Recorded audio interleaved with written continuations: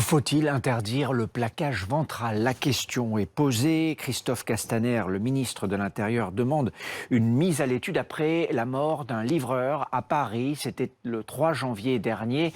L'interdiction de cette pratique, c'est ce que demande sa famille. Écoutez le père de ce livreur. Moi, j'y ai dit que je lui demandais solennellement, d'enlever la prise ventrale et puis l'étouffement par le bras. Voilà, ce qui a provoqué sûrement la fracture du larynx. Et pour mieux comprendre sur ce plateau, Raphaël Maillochon, journaliste police-justice BFM TV.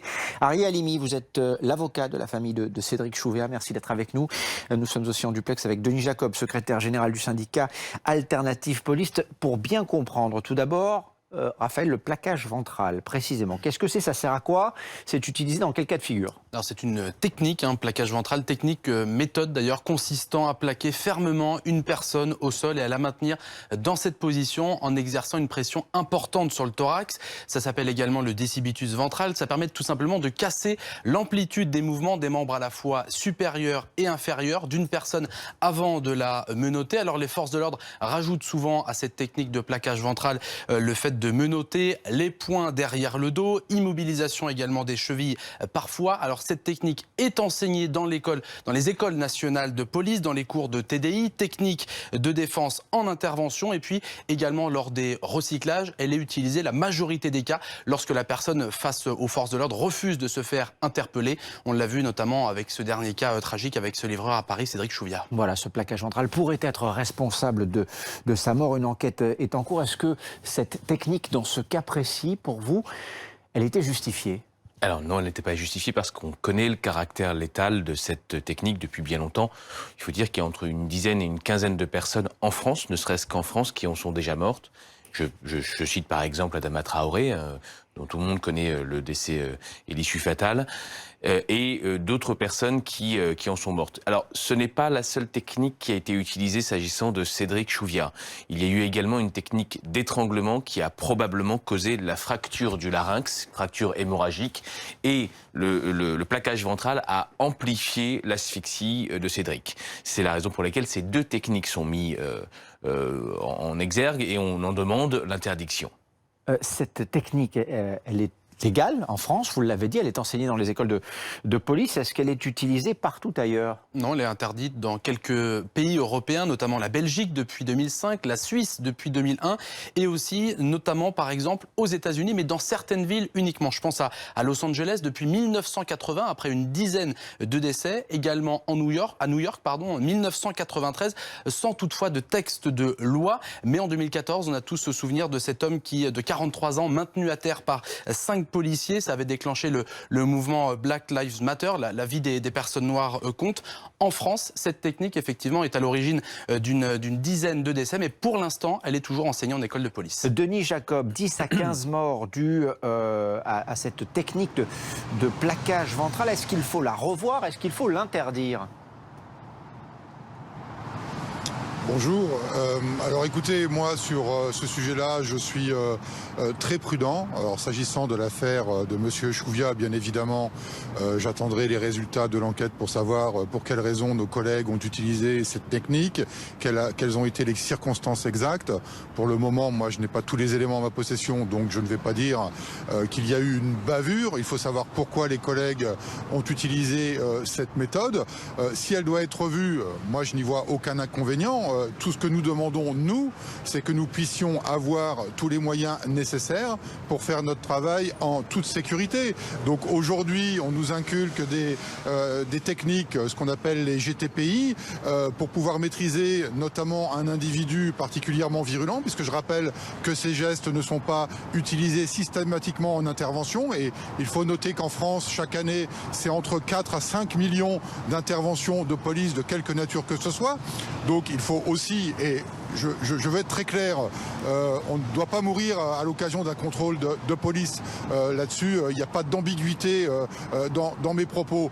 Pour autant, ce n'est pas la technique habituelle et quotidienne utilisée par mes collègues. C'est dans des cas de figure très précis. Donc si ces techniques sont trop dangereuses à la lecture des drames qui se sont produits en France, revoyons-les. Mais il faut les revoir à la condition de donner aux policiers d'autres moyens de faire leur travail comme on leur demande et en toute sécurité. Denis Jacob, est-ce que vous pouvez faire sans cette technique du plaquage ventral? Est-ce qu'il y a des alternatives et si c'est le cas, quelles sont-elles? Alors, il y a des alternatives, mais à chaque fois qu'elles sont utilisées, ça fait polémique et on demande l'interdiction. Maître Halimi le sait pertinemment. Quand il y a eu des problèmes de décès avec le taser, ça a été la polémique pour interdire le taser. Quand il y a eu des accidents très malheureux avec l'utilisation du tonfa, il y a eu la polémique pour interdire le tonfa. La seule alternative qu'il nous reste, c'est l'arme de service. Donc, je ne pense pas qu'aujourd'hui, dans notre pays, on soit d'accord, et les policiers en premier, à utiliser leur arme de service pour neutraliser un individu quand ce n'est pas nécessaire, et notamment uniquement dans le cadre de la légitime défense. Donc nous, il n'y a pas de difficulté pour revoir les moyens mis à notre disposition dès lors qu'il est clairement établi qu'ils sont dangereux, mais qu'on nous en donne d'autres pour faire notre travail. Il n'est pas question de désarmer la police face à une virulence quotidienne et une violence quotidienne à laquelle on est confronté. Je rappellerai simplement l'affaire de lundi soir au Blanc-Ménil, où 2 motards ont essayé d'interpeller un individu. Un de mes collègue est tombé au sol et une foule d'individus s'est regroupé autour de lui et ils ont commencé à le tabasser à coups de pied, et sa seule défense, ça a été de tirer un coup de feu. Donc il n'y a pas eu de blessés, fort heureusement, il n'y a pas eu de mort, fort heureusement, mais vous voyez dans quel contexte aujourd'hui on est aussi dans notre pays, et le pouvoir politique et les politiques en général portent aujourd'hui une lourde responsabilité de ce qui se passe aujourd'hui par rapport aux policiers. Et avant de parler de violences policières, il faudrait déjà aussi parler des violences faites aux policiers. Vous restez avec nous, Denis Jacob. Je précise que dans le cas que vous mentionnez, il y a bien eu une personne blessée. Ari Halimi, le problème dans le cas de Cédric Chouviat, c'est le plaquage ventral ou la réaction de la personne interpellée? Mais pour revenir juste sur la réponse de M. Maillochon, pardon, du syndicaliste, le problème... Monsieur Jacob. Monsieur Jacob, le problème véritable, c'est qu'il y a une erreur de droit dans ce qu'il dit. On peut toujours, dans le cadre de la légitime défense, utiliser toute technique à partir du moment où elle est proportionnée au péril imminent. Et donc, quelle que soit la technique, on peut utiliser son arme de service, on peut utiliser le plaquage ventral, on peut utiliser ce que l'on veut à partir du moment où cette technique est proportionnée au péril. Si vous êtes en danger de mort, vous pouvez utiliser quelque chose qui vous prémunit de ce danger de mort. Là, en l'occurrence, pour Cédric, on a quoi? On a quelqu'un qui filme des policiers et il va être interpellé, éventuellement peut-être pour un outrage. On le saura effectivement avec la procédure judiciaire. Mais est-ce que le fait d'utiliser une technique létale, que l'on sait pouvoir tuer quelqu'un, est proportionné à un simple outrage ou à un simple contrôle qui se passe mal? Bien sûr que non. Et ce qui est stigmatisé dans toutes ces affaires de mort, c'est qu'il y a une disproportion dans les techniques utilisées par rapport à la réalité de l'agression ou du péril. C'est ça qui est stigmatisé. De ce que l'on en sait, Denis Jacob, vous avez l'impression, vous qui connaissez ce métier et ses contraintes, qu'il y a disproportion entre la réaction des policiers et, j'allais dire, la menace éventuelle qu'aurait pu poser ce livreur? Écoutez, moi, je ne fais qu'un constat. Les collègues ont utilisé une technique qui est strictement utilisée face à un individu récalcitrant. Donc je me répète, je n'ai pas le contenu aujourd'hui et la finalité de l'enquête.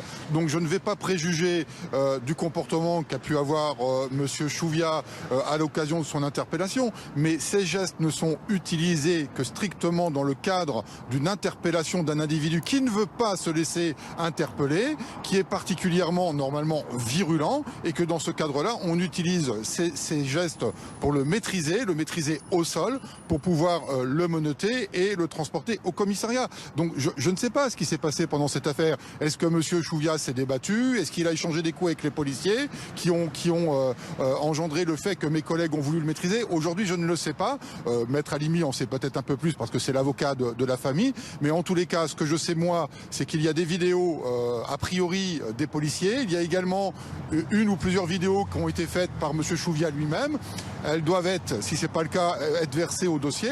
Et puis toute la lumière sera faite. Et s'il y a une faute, je le dis très clairement aussi, il n'est pas question de défendre l'indéfendable. S'il y a une faute, elle devra être sanctionnée. Je ne peux pas être plus clair. Ces vidéos, sauf erreur de ma part, elles ont été ajoutées au dossier. Vous avez pu les voir, ces images, celles en tout cas filmées par votre client?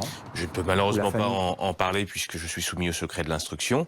Mais oui, effectivement, j'ai pu voir toutes les vidéos qui ont été soumises au dossier. Certaines ne sont pas encore totalement exploitées, mais j'ai bon espoir que l'instruction aboutisse à la manifestation de la vérité, ça c'est une première chose. En revanche, je tenais à préciser qu'il y a une enquête administrative à chaque fois qu'il y a des violences policières.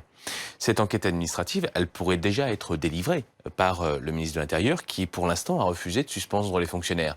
Et pourtant, vous avez vous-même, journaliste, eu accès à des vidéos par des passants qu'on a transmis, puisqu'on a fait un appel à témoignage, qui montrent qu'à l'évidence, il y a des problématiques. Aujourd'hui, M. Castaner, on a été reçu hier à Place Beauvau par M. Castaner avec la famille, n'a pas pris de décision de suspension des fonctionnaires, ce qui a été assez décevant pour la famille. Hein. Il aurait pu le faire au vu des images et des... Il ne le fait pas, pourquoi? Que vous a-t-il dit?